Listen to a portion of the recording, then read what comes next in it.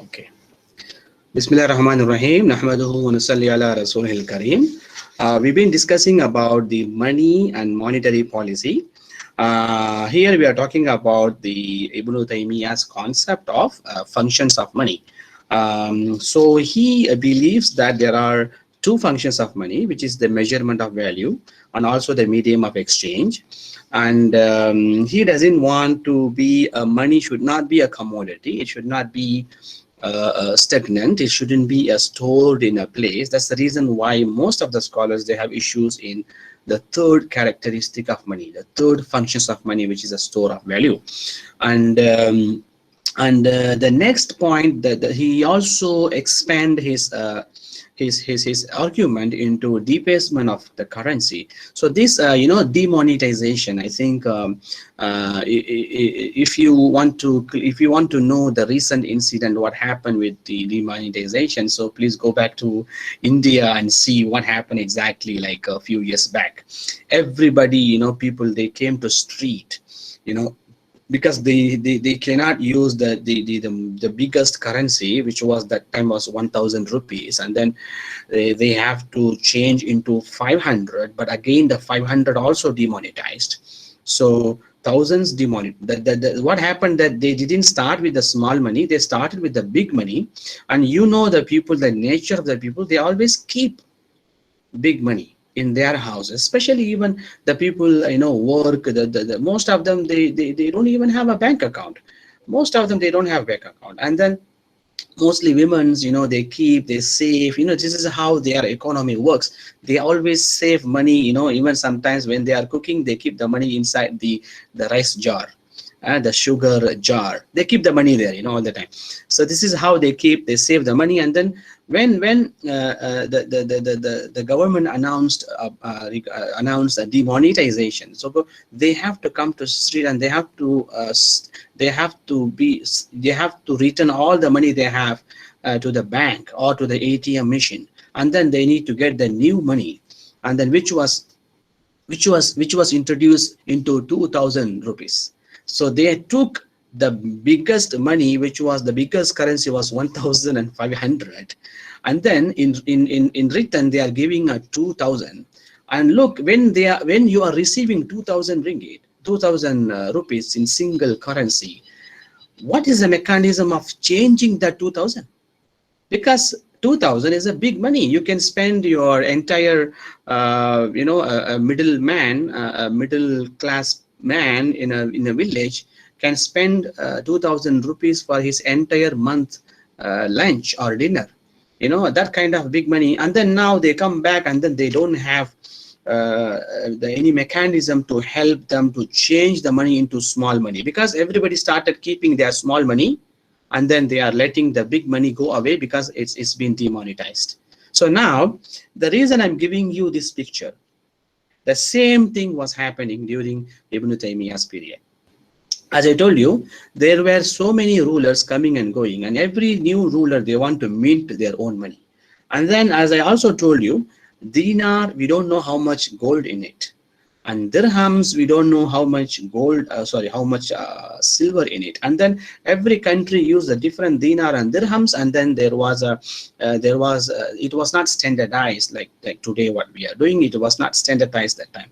So there was a strategy by the rulers. It is a kind of a gimmick strategy, I would say. The reason that they introduce the new currency so that they can, there is a theory: bad money drives out good money. The things work like this. When you are giving the same value for two metals, but one metal is more expensive than the other metal, but you are giving the same value, let's say 10 cents. 10 cents of the new currency, I mean the new 10 cents and then the old 10 cents. Put it in that way. The new 10 cents and the old 10 cents, both of them 10 cents. But all of a sudden you say that the old 10 cents is not, no more in use. then you see that there was a different metal and different weight into that. Let's say a very good example that I can give you, what happened in 1700s, before 1800s. What was happening in US? When they want to deal the currency with the gold, the real gold, they said, you know, they put it in this way: silver versus gold. Silver versus gold. They said, you give 15 silver, I'll give you 1 gold. So this is the ratio. But the entire European countries, according to them, it was 15.5 or 16.6 versus 1. The ratio was like this. So now put it in a calculative manner. Put it in a calculative method. You will understand now who will get more silver. Definitely United States will get more silver. So this is how the Uncle Sam, you know, came out after he got all the silvers, and then he was able to buy all the gold, and then you know what happened, the US dollar, you know, the rest is the history. I'm just telling you this example because this is actually, we call it Gresham's law. I think some of you may heard this Thomas Gresham, 1857. You know, it's like, you know, you have 2 coins have the same nominal value. All right, you have 2 coins with the same nominal value, but are made from metal of unequal value. It's made of unequal value. So the cheaper will happen. What the cheaper will tend to drive the other one out. So this is what happens if you go to some countries. If you've been to some countries like you know, African countries especially. Have you been to, I don't know, I don't think some of you went to Somalia. I'm just asking, have you seen some videos of the market in Somalia? You know, they bring bunch of money. You know, they sometimes they cannot carry, they keep in a basket, and then they carry all the money, which is actually equivalent not more than $5, which is equivalent to not more than $10. So you can see the things, you know, the changes and everything. How many years ago Ibn Taimiyyah was able to identify, and then, you know, he was able to talk about it. He said, if any ruler wanted to come in this way, and then his intention is actually aiming the profit by safeguarding the minting, the coins and all, it should be prohibited. He said, the one who do that, if anyone who should mint coins of real value without aiming at any profit by doing so. So this is where actually he insisting there should be an institute, a government institute should take care of this. Why? Because the government will not go for the personal profit. Just imagine, like today we have different companies creating phones, different companies creating computers, different company creating shoes. What if there is a different companies creating your currency? Just imagine what will happen to this world. Let's say I bought this US dollar from this company, and then this US dollar from that company, this euros from this company. If that is the case, which is actually going to become, if not now, maybe in future, because we are talking about the cryptocurrency and everything, right? All these bitcoins and all things are coming, but the problem that Ibn Taymiyyah wants to talk about, it's a deep privatization of this kind of thing. These are the things must be publicized, must be something comes under the public institute. Otherwise, if everyone comes and started minting, then the rich will get richer and richer, and poor will get poorer and poorer. So this is what actually he is trying to tell. And also he talks about the he talks about the few points. He talks about what will happen if you keep that thing happening. Number one, trading in money will encourage counterfeiting. This is one point. The other point that he says that this kind of value of the currency will discourage long-term contracts, because nobody will believe that, okay, let's do the long-term for the next year. Because why? We don't know what happened next month. because any mint can go down. I mean, any coin, minting the coin may go down. And then he sorry. Also, he says that another point. He says that the internal trade will hindered. He also talk about the foreign trade will be hindered. And then he says that the last point, very important point, he says that the precious metals of your country, the precious metals of your country will leave your country. It will leave. So what happens that all the resources that we have, the good one, all will go to some other country, and then what we will be having is like a currency in Somalia. You may have a lot, but there is no, or you can put it in a way like Indonesia, this is very close to us, or India also very close to us. So you may see then the number of currencies are big, but there is no value in it. That's what happens. So he talks about it, and also there are so many things that I have to cover. Okay, there is also some treaties, is been written similar. This is something quite interesting to me, because there is a study has been done. His name is Nicole Orisme. This Nicole Orisme was a conventional scholar, non-Muslim scholar, but he lived very close to Ibn Taimiyyah's period.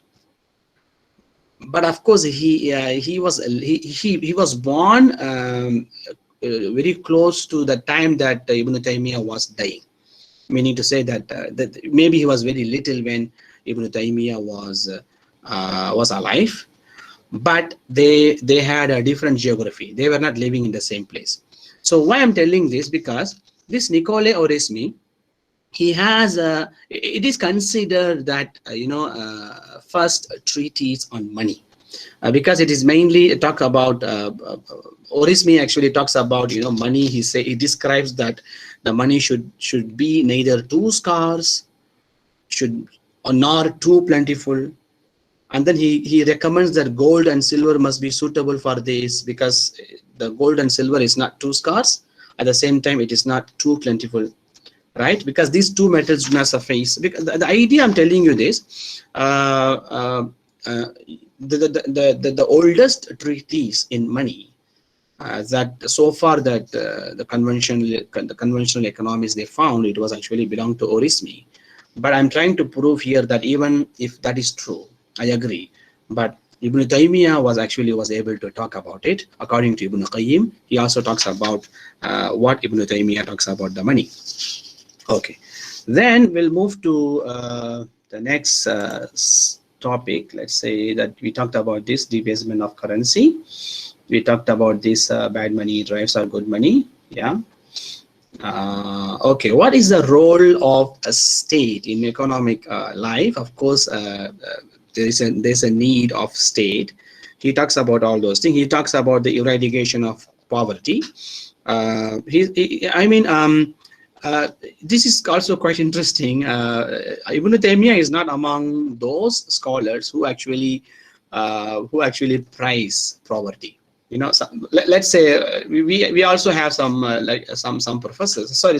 Some scholars that we talked earlier, like Imam al-Ghazali, like Imam al-Razi. They talk about the poverty, what is the real poverty, is it spiritual poverty or material poverty? We talked about it. There are many other scholars also who says the poverty is good, but Ibn Taymiyyah is not among those. Ibn Taymiyyah doesn't want poverty to be there, and even one step ahead, Ibn Taymiyyah says that it is a state obligation that they have to make sure that there is no poor in their state. The revenue from poor is actually whatever the revenue the state is giving, they have to use it upon the poor, and it has to be it is the duty of the ruler to collect money from where it is due and put it where it is just and proper to do so. All right, and then when Ibn Taymiyyah talks about the regulation of the market, like we talked about, we discussed earlier, like he talks about the control prices and the fixed wages and all. This is all comes under the regulation of the market. Also, there is two things. One is actually there is a free market. Of course, Ibn Taimiyyah supports free market. He says that compulsion in the market is actually will be injustice, but he also wants to go further. He says that okay, independence must be there, but there must be a regulation. There must be within. There must be within the regulation. There must be the profits within the restriction. I think this point actually I wanted to tell you earlier in the last class, but I was not able. I forgot to tell this. Later, when I was discussing with one of you, I was able to do this. Do you know the terms called MRP? Do you know that? Have you heard of MRP? Okay, MRP is actually called maximum retail price.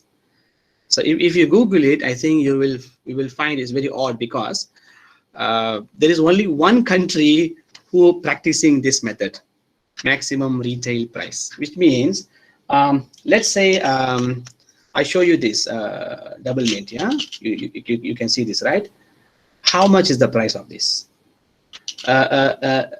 Okay, where is the price mentioned? Do you see? Maybe there is a label, of course. If I bought it from 911, sorry, 711 or some other 99 market, there will be a label, isn't it? But is that the price is printed? Is it printed or labeled? It is called labeled, right? So now I can buy this one for 3 ringgit one place. In other places I can buy for 3 ringgit 50 cents or maybe 5 ringgit some other places. It is up to the shop. But now, it will be quite surprising to you if you come to India. I don't have, unfortunately, I don't have any Indian product to show you. I may have, if I remember, I would have brought something from my home. In each and every product, the price will be printed here. It is printed, not labeled. It is called maximum retail price. Let's say this is 5 ringgit. The MRP will be 5 ringgit. If there is anyone who sell this product for 5 ringgit 50 cents, he will go to jail. Literally, he will go to jail. If anyone sell for 5 ringgit 50 cents, because you can sell for 4 ringgit, you can sell for 3 ringgit, you can sell for 4 ringgit 50 cents, but you cannot sell more than 5 ringgit. That is what we call MRP. I think it is only applicable and practical only in India. That's because of the economy of India. Or maybe it is applicable in China, but I'm not sure what's happening. Maybe you can tell me what's happening in China. But the thing is, it was actually introduced by the Prime Minister of that time, Indira Gandhi. Indira Gandhi is not the daughter of Gandhi, by the way. Huh? They are two different. They are two different people. Don't put together. So this Indira Gandhi, a female Prime Minister, she brought this policy to make sure that the poor people should not be they should not have this injustice of this.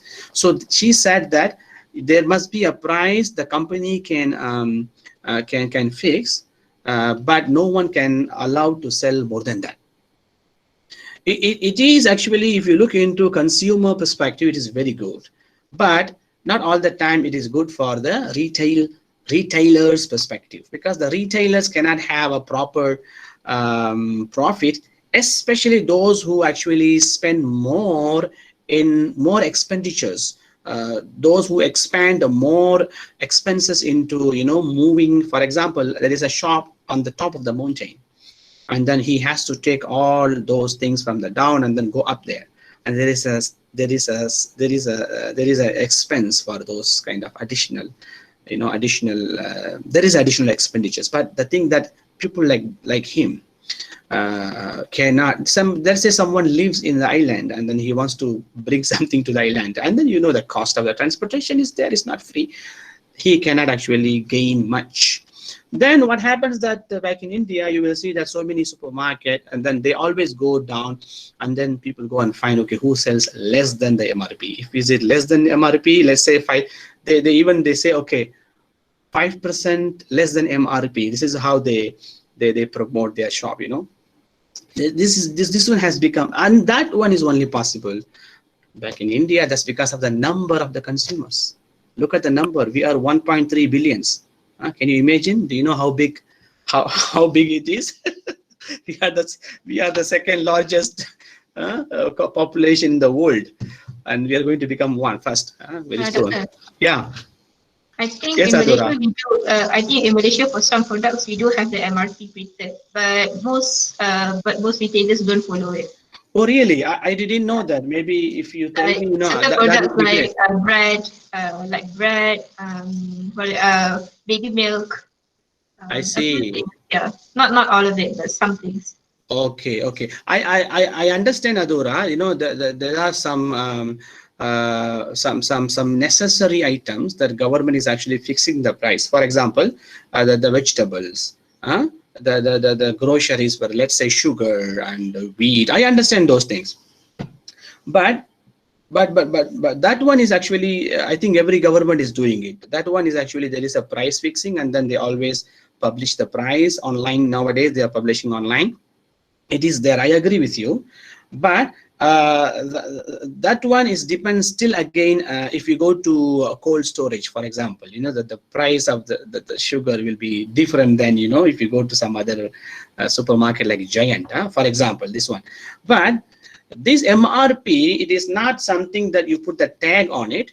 It is actually it should be printed. Let's say when you are making the label, you are actually it is actually printed. Very good. If it is printed, that is actually MRP. Yeah. Like for some kinds of formula milk, it shouldn't be too expensive. So most some retailers do put a lower price on it than the MRP. Yes, Afzal. The ones printed in Malaysia are the RRPs, the recommended retail price. Okay. Thank you, Afzal, to bring it up. Yeah, it is called RRP, I think. It's called recommended retail price. Okay. It is not like maximum retail price, meaning to say that once you sell more than that, you are actually illegally selling something. Yeah, so okay, I understand now. RRP and MRP, again, these are the differences. Okay, the reason we are discussing this, this is because, you know, Ibn Taimiyyah, he understands the free market, but at the same time he wants the state to come in and, you know, they have to regulate the price. They have to make sure that everybody get what they deprive to the, I mean, what they deserve. This is very important according to Ibn Taimiyyah. Also, and then he talks about the let's say when we talk about the monetary policy, of course he talks about the controlling currency expansion, and he also talks about the checking on the value of the money. That's because he also sometimes, you know, I really surprised to see Ibn Taimiyyah, because sometimes he brings a very important hadith. And mostly some of the hadiths actually mostly we don't, sometimes it's very difficult to get, but mashallah, as a scholar, you know, he was also a muhaddith. You know, he talks about he brings some hadiths. For example, he says this, that Prophet ﷺ, who warned against corrupting the currency of Muslims without any ground. So this is something new to learn, that Prophet ﷺ talks about, you know. He warned, Prophet ﷺ warned against corrupting the currency. So now I'm bringing all these issues because I want you to think about today's how do you want to apply this in today's world. You know, it was if you agree that, you know, the coins became the paper currency, and again the paper currency also, mashallah, the government is the one who actually monitoring as an institute, monitoring this currency, and this is something could be, you know, Ibn Taimiyyah's idea of, you know, promoting the debasement of minting, debasement of the currency, and also promoting, you know, the state must be the regulator of the currency. I think so now whatever the good things that we are enjoying today, at least, you know, now I have 10 ringgit in my hand, so meaning to say that it is still 10 ringgit when I go to the shop. At least maybe sometime it become 9 ringgit, sometime it become 8 ringgit, right? So you understand, you understand the scenario, because like last time you can do with 10 ringgit something, and now you cannot do that with, but still you're all very young. I think you won't get that much difference. Am I right? If you are getting that much different, then seriously we are living in the wrong world. These things are not happening in day basis. It's happening in maybe like a decade basis. Am I right?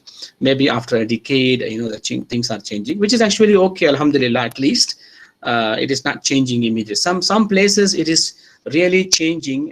If you want to give you an example of Venezuela, for example, you know the story of Venezuela, what's happening and how the things are changing. They have 2 presidents, by the way. I also confuse now who is the president of Venezuela. Right? It's all because of the you know, the currency, the policies, the wrong policies in the wrong time. Right, it's all effect. You can clearly see. I just want to give you some idea about it. Then Imam Ibn Taymiyyah, he talks about al-Hisba. Yes, this is the very important topic as well. I have 2 more important topic to cover. Hopefully, inshallah, I will cover 2 of them. So this is the first one, the institution of the Hisba. So this is something that of course, if you see every scholar, they talk about Hisba, but what I like about Ibn Taymiyyah, you know, he gives the role. He what do you call it? Like what Adam Smith did. Later they said labor specialist, you know, the system, right? So similarly, he gives more responsibility to the muhtasib, sorry. So he talks about institution of a Hisba must be something that to allow something that which is commonly known as ma'ruf, and forbid which something commonly known as a munkar, which is evil. And the role of the muhtasib must be, you know, he must be aware of high moral integrity and competence. And when it comes to the responsibilities of muhtasib, he talks about, he brings this socio-economic control. So one by one he talks about it. Let's say firstly he talks about what he is supposed to do. The muhtasib must make sure that there is enough supply and provision of necessities. This is the first topic that he talks about, the supervision on supply and provision of necessities. Number 2, he talks about the muhtasib must be a supervisor of the industry. Right? It is very good, you know. He when he talks about industry, he brings a very good example of you know, sometime even chemistry, alchemy, you know, the kind of things. And also he talks about to fix the minimum wages, and also fixing the limiting the maximum working hour. So this is something today we know all this, but just imagine 600 years ago someone wants to talk about the limiting the maximum working hours, because that's something very important. People are ready to work like 21 hours. He wants to only sleep for 3 hours, or maybe 24 hours also. But this is all he talks about, and he gives this responsibility to the muhtasib. Also, he talks about another responsibilities of the muhtasib is actually the supervision of the services. Let's say you have physicians, you have surgeons, you have pharmacologists, etc. You know, these are the specialists. These are the services must be supervised. Also, he talks about the responsibility of the supervision of the trade. So when it comes to a trade, he asks the muhtasib to make sure that, you know, he has to check the weigh and measurement, the scale and everything. And also the muhtasib must know what are the interceptions in supplies, you know, the most harmful practices that they are doing. Today we have so many scams that we are dealing with, right? So you know that I don't have to tell you, you've been hearing so many scams, it was quite obvious sometime a few years back, they said that, okay, in your Mi Bank, we want to check your account status, and also, so we are going to we want you to log into your account, and then we want to renew your account, this and that. Then they ask us they ask us to send the PIN number sometimes. You know what they say? They said that, okay, we have sent a PIN number to you, so please key in the PIN number. It means that they are remotely engaging, they are remotely making you to log into your account and let them access using the password, username and a password, and then they can actually transfer the money. So from outside, it looks like you are the one who logged in and transfer the money to them, but inside is actually they are the one. So what I'm trying to tell, there are so many scams like this. I think I'm not sure, even today my phone is not ringing, but usually my office phone, sometimes even UIE also, in UIE there is sometimes ringing saying that, in Malay they talk about this, they say that you have this thing this is a call from telecom, this is a call from TNB, and you have to do this, you have to do it. So many things, this is all actually corrupt methods of what we call it harmful practices. There must be a group of institute must make sure that these things are not happening, because I tell you what, very simple idea, because today we need to look into this problem differently. Let's say you and me, we are aware of it, but do you think everybody aware of this? And do you know why these kind of people who do this kind of harmful practices, do you think why they don't stop? Do you know why they keep on doing this? Do you know why? Because somehow, according to their theory, if they try to 100 people, they will get at least 10 people. So at least at that, their target is not 100, their target is 10. Let me tell you a funny story what happened back in India. There was a guy, it's a funny story, but it's a true story as well. There was a guy said, let me tell you how to become a millionaire overnight. So he said, okay, you have to pay 100 rupees to come and join my speech. So so what happened that 100,000 people, they just spend 100 rupees, because 100 rupees is small money, by the way, very, very small money. And then he said, okay, then the day came, and then he came to the stage, and then he said, everybody was looking at him. You said you are going to tell us the secret how I can become millionaire in one day, one night. We are all waiting for it. He said, okay, very simple. You just do like what I did. You see, you paid 100 rupees. Because of that, I became the millionaire today. Don't you see that? Don't you see that I became the millionaire because of your 100 rupees? But there are 100,000 people who paid 100 rupees. So my instruction to you is, you do the same thing. And as long as you have people who are ignorant, you can actually just make money. So my point to tell you this, you cannot expect people all the time, I know people everywhere, people say, okay, you have to be careful when, especially, when children are outside, and then if na'uzubillah, if they got kidnapped, they don't blame the community. They just blame the parents. They said that, how come you are careless? How come you didn't take care of your kids? Of course, every parent wants to take care of the kids. I'm not saying no, but look at the community, look at the region that the parents are living.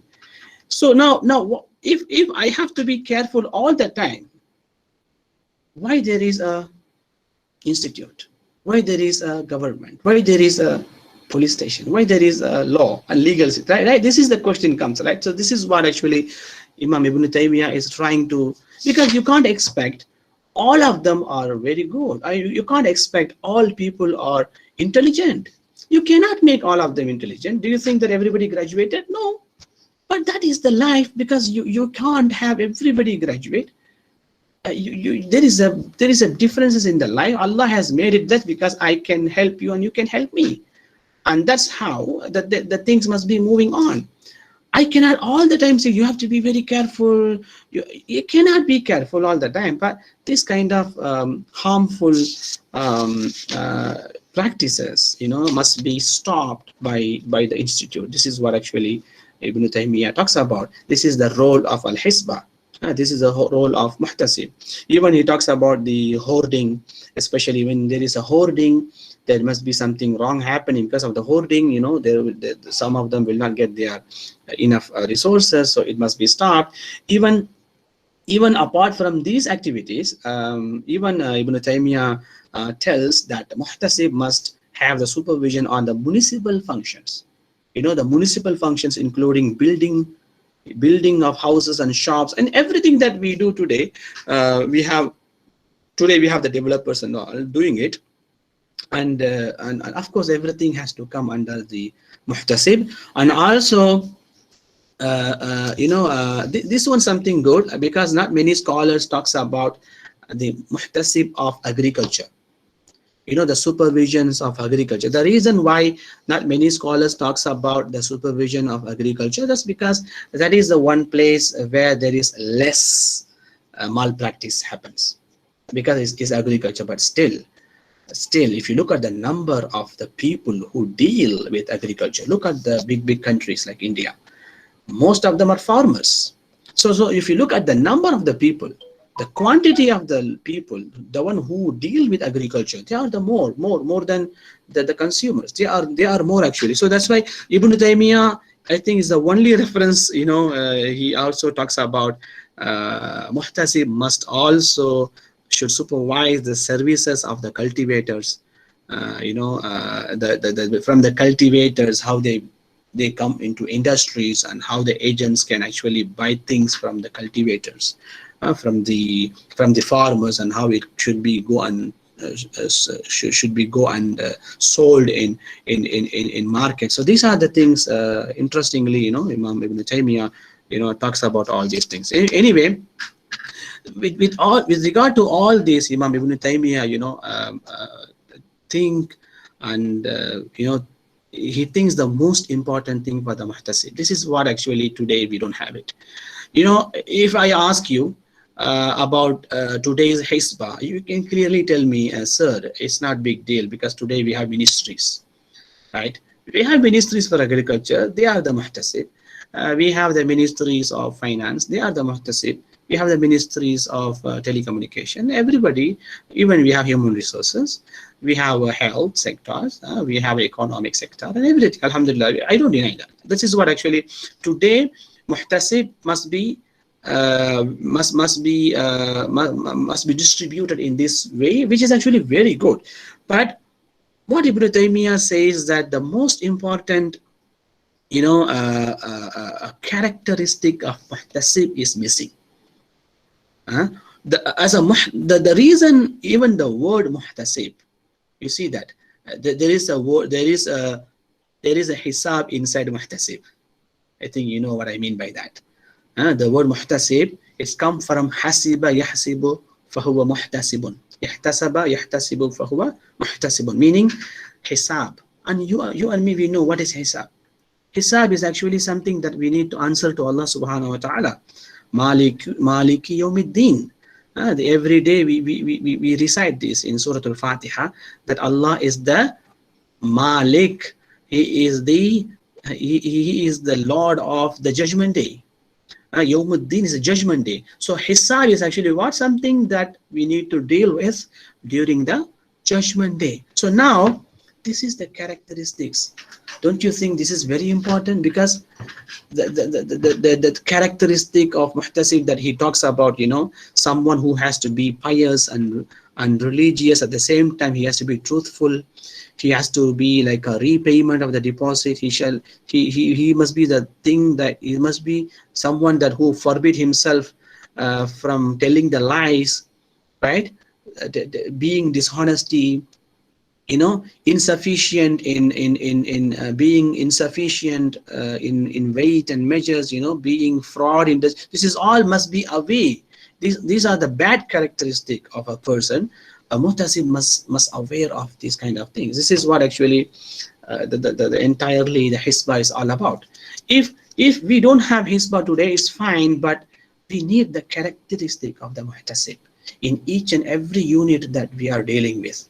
So that is very important, as he says. So this is what we talk about al-Hisba. Next, we move into this is also a big chapter. I want to talk to you about it, which is a public finance. All right, this is, we talked about it, supervision of trade, hoarding, right? Okay, here.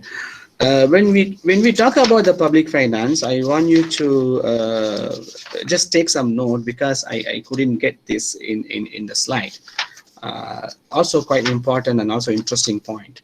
You know, there is a public finance, and then there is a public revenue, and then there is public expenditures. Okay, so let me just give you the idea of this.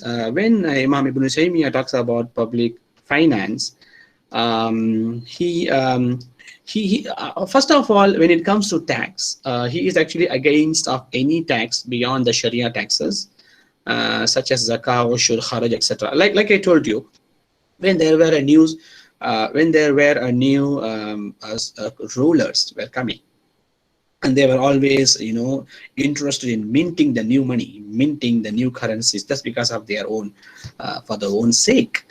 Which was actually Imam Ibn Taimiyyah totally against of it. At the same time, when these new rulers come up with the new taxes, again he was quite angry at them, against of it. And then you know Sheikh Ibn Taimiyyah, he is a person who always spent most of his life in the jail, in the prison, and most of his work actually he wrote while he was in prison. Like I told you last time, when they stopped him writing, then only he said, okay, now you put me in prison. There's a powerful revolutionary word, you know, coming from Ibn Taimiyyah. So when it comes to public finance, yeah, so he says that there are three. He divides into three main categories when it comes to public finance as a whole. He divides into three main categories. The first one, actually, it is called, which includes what we call public revenue, which is actually fai, zakah, and ghanima. All right. So this is the first category. Later we will call these. We will give the name like a public revenue. Okay, this is actually the first category, which actually a kind of revenue, all kind of revenues, which is the Sharia-based revenues that so far was in practice, whether it is a fai or zakah or a ghanima, all these things. Then the second category, he says that which includes treasury revenue from other sources, like for example. There is a property, but there is no any proper. I mean, there is no any the hair. So hairless property. So that is one kind of public finance has to come to government. Then the third one, he talks about there are so many other revenues or any other let's say land, something where there is no owner for those lands. There are some revenues are coming, but there is no rightful owner. So now, first of all, the government should find the rightful owner and return the money to them. But if in case they cannot get the rightful owner, then actually the government can have that money and they can use it for the welfare of the Muslims. So now, No need to get confused. I'm just giving you a broad idea of the public finance. Okay. Now, as I told you, these three things. But my most important topic is actually the public revenue, which is actually three. Here, this public revenue where I'm going to talk about ghanima, sadaqah, I mean zakat, and then fai. This is actually quite interesting. Why? Because if you look into the previous scholars, starting from Abu Yusuf and Abu Ubaid and everybody, I think everybody talks about kharaj, ushur, everything. And sometimes even it will be difficult for us to remember. Sometimes the words comes here and there. But to me, when I read Ibn Taymiyyah's work, it's actually, you know, Ibn Taymiyyah, he classified it nicely. He put it properly in the right place. So now he talks about there are only three types of public revenue. Okay, the first one is actually ghanima. All right, ghanima is actually, you know about it. I told you earlier. Ghanima is the spoils of the war, bounties of the war, booties of the war. Is that property which has been acquired from non-Muslims? Like it comes in Surah Al-Anfal. So now when it comes to ghanima, I think you know about there are 1/5 will go to Allah and Rasul, and then 4/5 will go to the people who went to war, the military, right? Okay, this is the first one, first revenue of public revenue. This is the first one. The second one is actually zakah. This zakah, I think you most of you already know about it. There are 8 asnaf. We have to collect the money like 2.5% or 5% or 10% or 20%. Do you know what is 20%? Anybody know that there is a 20% that you need to collect zakah? Do you know from where?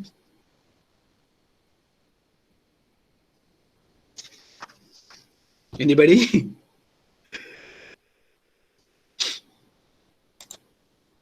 It's no ushur. Ushur is the 10th. No, ushur is actually 10th. I'm talking about 20. 20 is actually minerals. From minerals, the whatever that you are getting from, let's say you have the land and you are getting petrol from your land. Definitely the government will come and capture it, but even government also, they have to pay the taxes, I mean the zakat. So if the minerals coming from your place, you have to pay 20%.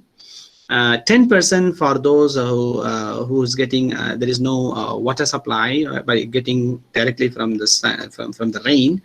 Then if you have water supply, then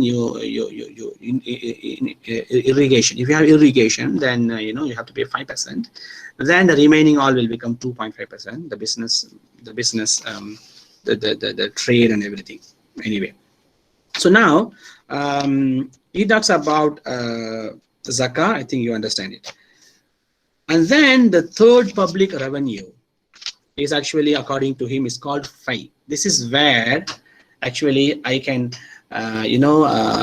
compile all the taxes that today we are paying. It comes under fai. So now, according to Ibn Taymiyyah, on his time, he categorized this this fai into 10 categories. This is quite interesting. He says that the first one will be a jizya, poll tax, imposed on Jews and Christians. The second one will be the tribute paid by the enemy. Sometime when you go to Suluh, you want to make agreement, they will pay some ransom. The gift that presented to the head of the state, number 3, the gift. Number 4, custom duties or toll taxes. I think last time we named it as I think we told ushur, not ushur. Ushur is actually custom duties. Number 5, he says the financial penalties. Right now we don't have. Let's say you have summons in your cars, it goes to 5. Right. Number 6 is actually kharaj, is a land tax, and then number 7 is actually unclaimed property. Number 8, hairless property. Number 9, deposits, debts, or property whose actual owner is not known. And then other than these, any other new source of income, it goes to 5. So now this is quite clear according to Ibn Taimiyyah. So now very clear, you may have a ghanima if you are going to the war, but today we are not going to the war, but we might getting something other than ghanima. So maybe you can tell me if there is anything that which actually a government to government, there's a payment from government to the government. You know, let's say the Commonwealth countries. Yeah, do you know that Canada is one of the? Do you know that? No, I think we are all Commonwealth. I agree. But do you know that Canada is under the Queen of Elizabeth? Can you believe? I also don't know until yesterday. You know the United States. The United States is not under the Elizabeth. It's not under the Queen, the British Queen. It is not under the hierarchy of the British kings. But Canada, I never know. I never know this. Actually, Canada is actually. If you look into, you know about Australia, you know about New Zealand, you know about South Africa. So there are so many other countries as well, which actually, of course, comes under Queen Elizabeth. She is the agong, like we say agong, right? She is the agong for all these countries. And Canada also started at the same time, like the other Australians and New Zealand. They started, even Fiji. You know Papua Guinea is actually under Elizabeth. So now there must be some ransom or something that they are paying to the king, right? To the queen. There must be something. Otherwise, why she is becoming authority? So now, if there is a political party, they want to govern Canada, they have to govern under the name of Her Excellency Queen Elizabeth. That's how they will mention, like in UK, they always say that. Okay, so there's a queen, and then there is a prime ministership. So luckily you are not there, Ilahis. You are not under the Queen of Elizabeth. Huh?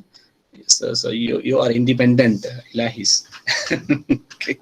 But I think Canada got $2,000 a month for the stimulus. Oh really? And we only got like 1,200 for 8 months. We didn't get one-time payment only. So better to go to Canada. Yeah. Mashallah. See, these are the differences. Mashallah, amazing.